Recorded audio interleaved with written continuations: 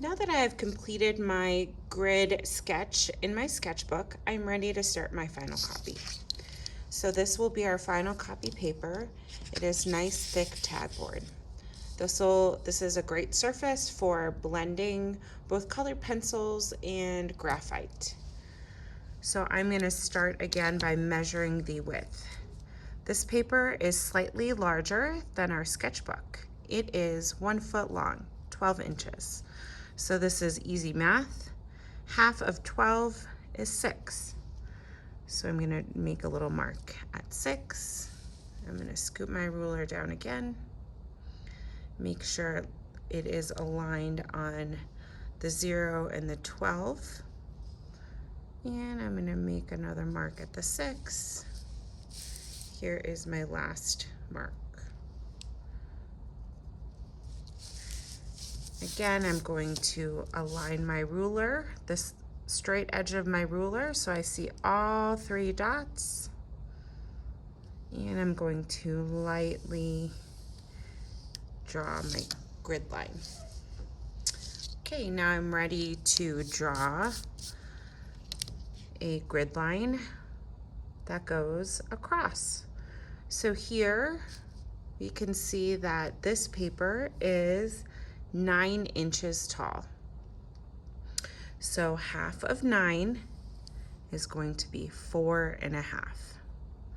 Because I know 4 plus 4 is 8, 5 plus 5 is 10, 9 is in the middle.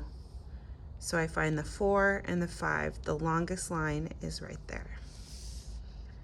So here we're going to align it again. I'm at 4.5. Okay, and my third dash will be right over here, again at 4.5. Lining up my ruler's straight edge so I can see all areas, and I'm going to lightly draw my line. Okay, now I'm ready to begin sketching my final copy shapes in each grid section. So if I were to start here, this is probably the largest section. I know that it correlates, this part correlates down here. This is going to be pretty much center, a little bit off the bottom. I'm going to sketch a line like that. I'm looking to see there's a decent space on either side. That's called the negative space. This picture goes all the way up to the top. So I know it'll go up to here and then all the way up to here. The handle almost touches the halfway point, comes out, and then curves gently down to almost the bottom. I'm not going to worry about these lines just yet. I just want to get the shape. Let's move to this top part. We see just a little bit of the lip here, the top of the picture. So I'm going to just sketch that shape, and then I'm going to come back in with details once I have the big ideas down. This line goes straight up, and it looks like it goes all the way off the page. So I know that this is pretty tall, going like that. The pine cones are going to be right behind. I'm going to use an oval shape to block out the pine cone space. And this goes behind. I'm sketching lightly so that I know I can erase later. There is a branch here that's inside this guy, so I know I need to curve up and then down, up, down, right towards the front. I'm gonna sketch this part. And if I were to divide this in half, it goes higher than half, so I know I need to go a little bit higher with this. If I am going too fast, please feel free to pause and get caught up. Erase, redraw. I never do perfect lines to begin with, so that is okay. I'm just gonna draw this shape for the snowflake.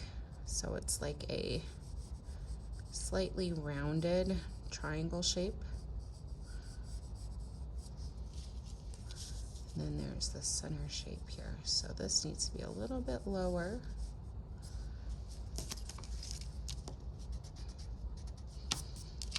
Okay, I'm going to open this bottom part. So sometimes I open it all the way so that I can see half of this shape is here. We have this shape there. I'm going to guess that there's just a little bit on this side.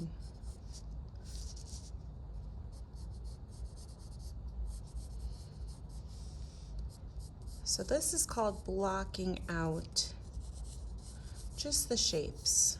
We will go back in and add details. This is helping us spatially get the proportions correct. It's helping us to know just the general shape and direction that we can shade, and helping us to focus on small parts so it's not so overwhelming. I'm noticing when I'm looking here, this branch goes down and it dips into this corner, so I need to make this come down a little bit and dip down here. It's going to come back up and go brush just past that point in the snowflake and then go out. If I am going to divide this quadrant down here into half using my pencil, I can mark that this is about how far down it goes. So I know to stop at about halfway because I am looking at this area. Now I know about halfway down here, pretty similar, that is where the table is. So I know to draw a light line going this direction for my table. So now I have successfully blocked out the shapes.